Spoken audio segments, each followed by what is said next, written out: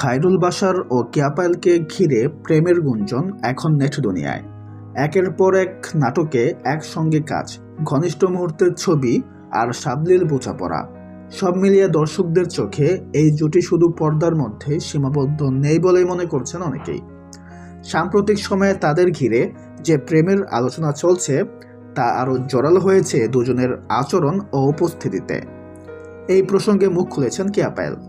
যদিও তিনি সরাসরি প্রেমের কথা বলেননি, তবে তার কথার ভেতরে মিলছে ভিন্ন ইঙ্গিত। কেয়া বলেন, আমাদের মাঝে খুব ভালো বন্ধুত্বের সম্পর্ক, কিন্তু এই ভালো বন্ধুত্ব কথাটাই নতুন করে প্রশ্ন তুলেছে ভক্তদের মনে।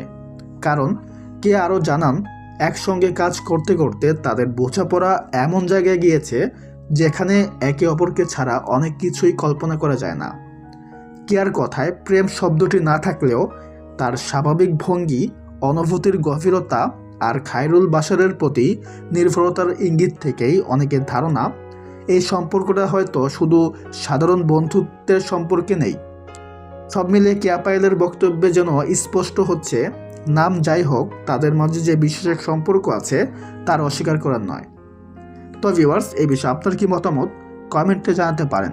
সবাই ভালো থাকবেন, ধন্যবাদ।